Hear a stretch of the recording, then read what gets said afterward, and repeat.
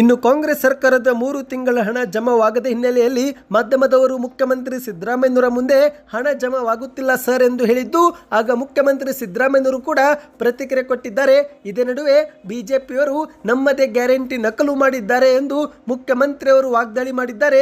ಮಾಹಿತಿ ಪೂರ್ತಿಯಾಗಿ ನೋಡಿ. ವಿಡಿಯೋ ಶುರು ಮಾಡೋಕ್ಕಿಂತ ಮೊದಲು ನೀವು ನಮ್ಮ ಚಾನಲ್ಗೆ ಮೊದಲು ಬಾರಿ ಭೇಟಿ ಕೊಡ್ತಾ ಇದ್ರೆ ದಯವಿಟ್ಟು ಸಬ್ಸ್ಕ್ರೈಬ್ ಆಗಿ, ಪಕ್ಕದಲ್ಲಿ ಒಂದು ಗಂಟೆ ಕಾಣಿಸುತ್ತೆ ಅದು ಕೂಡ ಒತ್ತಿದ್ರೆ ನಾವು ಹಾಕುವ ಮುಖ್ಯವಾದ ಮಾಹಿತಿಗಳು ನಿಮಗೆ ಸಿಗುತ್ತವೆ. ಈ ಒಂದು ವಿಡಿಯೋಗೆ ಲೈಕ್ ಮಾಡಿ ಮತ್ತು ವಿಡಿಯೋ ಪೂರ್ತಿಯಾಗಿ ನೋಡಿ.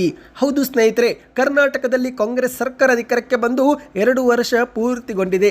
ಇದೇ ನಡುವೆ ವಿಜಯನಗರದ ಹೊಸಪೇಟೆಯಲ್ಲಿ ಕಾಂಗ್ರೆಸ್ ಪಕ್ಷವು 2 ವರ್ಷದ ಸಾಧನಾ ಸಮಾವೇಶವನ್ನ ಆಯೋಜನೆ ಮಾಡಲಾಗುತ್ತಿದೆ. ಹೌದು, ಈಗಾಗಲೇ ಹೊಸಪೇಟೆಯ ಪುನೀತ್ ರಾಜ್ಕುಮಾರ್ ಕ್ರೀಡಾಂಗಣದಲ್ಲಿ ಎಲ್ಲ ಸಿದ್ಧತೆ ಮಾಡಲಾಗುತ್ತಿದ್ದು, ಇದೇ ಒಂದು ನಡುವೆ ಸಿದ್ಧತೆ ಪರಿಶೀಲನೆಗೆಂದು ಮುಖ್ಯಮಂತ್ರಿಯವರು ಹೊಸಪೇಟೆಗೆ ಆಗಮಿಸಿದ್ದಾರೆ. ಹೌದು ಗೆಳೆಯರೆ, ಮಾಹಿತಿಯ ಪ್ರಕಾರ ಇದೇ ತಿಂಗಳು ಮೇ 20ರಂದು ಹೊಸಪೇಟೆಯಲ್ಲಿ ಸಾಧನಾ ಸಮಾವೇಶ ನಡೆಯಲಿದೆ. ಈ ಒಂದು ವೇಳೆ ಮುಖ್ಯಮಂತ್ರಿಯವರು ಪೆಂಡಲ್ ನಿರ್ಮಾಣ ಸೇರಿದಂತೆ ಇತರೆ ಕಾಮಗಾರಿಯನ್ನ ವೀಕ್ಷಿಸಿದ ಬಳಿಕ ಮಾಧ್ಯಮಗಳ ಮುಂದೆ ಮಾತನಾಡಿದ್ದು, ನಮ್ಮ ಕಾಂಗ್ರೆಸ್ ಸರ್ಕಾರ ಸುಭದ್ರವಾಗಿದೆ. ಗ್ಯಾರಂಟಿ ಯೋಜನೆ ವಿರೋಧಿಸಿದಂತ ಬಿಜೆಪಿಗರು ಇದೀಗ ನಮ್ಮದೇ ಗ್ಯಾರಂಟಿಗಳನ್ನ ನಕಲು ಮಾಡುತ್ತಿದ್ದಾರೆ. ದೇಶಕ್ಕೆ ಕರ್ನಾಟಕವೇ ಮಾದರಿ ರಾಜ್ಯವಾಗಿದೆ ಎಂದು ಮುಖ್ಯಮಂತ್ರಿಯವರು ಹೇಳಿದ್ದಾರೆ.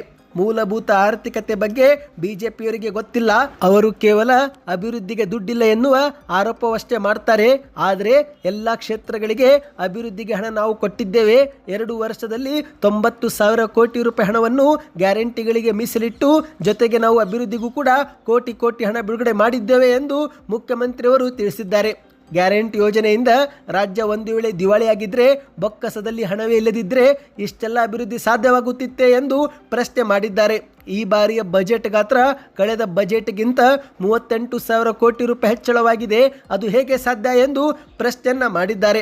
ಇನ್ನು ಇದೇ ನಡುವೆ ಮಾಧ್ಯಮದವರು ಗೃಹಲಕ್ಷ್ಮಿ ಯೋಜನೆ ಹಣ 3 ತಿಂಗಳಿನಿಂದ ಜಮಾವಾಗಿಲ್ಲ ಸರ್ ಎಂದು ಹೇಳಿದ್ದು, ಆಗ ಮುಖ್ಯಮಂತ್ರಿಯವರು ಮತ್ತೆ ಪ್ರತಿಕ್ರಿಯಿಸಿ ಗ್ಯಾರಂಟಿಗಳಿಗೆ ಹಣದ ಕೊರತೆ ಇಲ್ಲ ಎಂದು ಪ್ರತಿಕ್ರಿಯೆ ಕೊಟ್ಟಿದ್ದಾರೆ. ಈ ಬಾರಿಯ ಬಜೆಟ್ನಲ್ಲಿ 50,000 ಕೋಟಿ ರೂಪಾಯಿ ಮತ್ತೆ ಗ್ಯಾರಂಟಿಗಳಿಗೆ ಮೀಸಲಿಡಲಾಗಿದೆ. ಹೀಗಾಗಿ ಹಣಕಾಸಿನ ಸಮಸ್ಯೆ ಇಲ್ಲ ಎಂದು ಉತ್ತರ ಕೊಟ್ಟಿದ್ದಾರೆ. ಆಗ ಮಾಧ್ಯಮದವರು ಗೃಹಲಕ್ಷ್ಮಿ ಯೋಜನೆ ಹಣ ಯಾವಾಗ ಹಾಕ್ತೀರಿ ಸರ್ ಎಂದು ಕೇಳಿದಾಗ ಅದಕ್ಕೆ ಉತ್ತರ ಕೊಡದೆ ಮುಖ್ಯಮಂತ್ರಿಯವರು ಅಲ್ಲಿಂದ ತೆರಳಿದ್ದಾರೆ. ಹೌದು ಸ್ನೇಹಿತರೆ, ಮಾಹಿತಿಯ ಪ್ರಕಾರ ಈ ಒಂದು ಹಿಂದೆ ಸಚಿವ ಲಕ್ಷ್ಮೀ ಹೆಬ್ಬಾಳ್ಕರ್ ಅವರು ಇದೇ ತಿಂಗಳು ಮುಗಿದರೊಳಗೆ ಜನವರಿ, ಫೆಬ್ರವರಿ ಮತ್ತು ಮಾರ್ಚ್ ತಿಂಗಳ 6,000 ರೂಪಾಯಿ ಹಣವನ್ನು ಜಮಾ ಮಾಡುವುದಾಗಿ ಭರವಸೆ ನೀಡಿದ್ದಾರೆ. ಆದರೆ ಮತ್ತೊಂದೆಡೆಯಲ್ಲಿ ಅರ್ಧ ತಿಂಗಳು ಮುಗಿದರೂ ಕೂಡ ಇದುವರೆಗೆ ಹಣ ಜಮಾವಾಗುತ್ತಿಲ್ಲ ಎಂದು ಮಹಿಳೆಯರು ಆಕ್ರೋಶವೂ ಕೂಡ ವ್ಯಕ್ತಪಡಿಸುತ್ತಿದ್ದಾರೆ. ಒಟ್ಟಿನಲ್ಲಿ ಸ್ನೇಹಿತರೆ, ನೀವು ಕೂಡ ಗೃಹಲಕ್ಷ್ಮಿ ಯೋಜನೆ ಫಲಾನುಭವಿಗಳಾಗಿದ್ದರೆ ಈ ತಿಂಗಳ ಅಂತ್ಯದವರೆಗೆ ನೀವು ಕಾಯಬೇಕಾಗಿದೆ.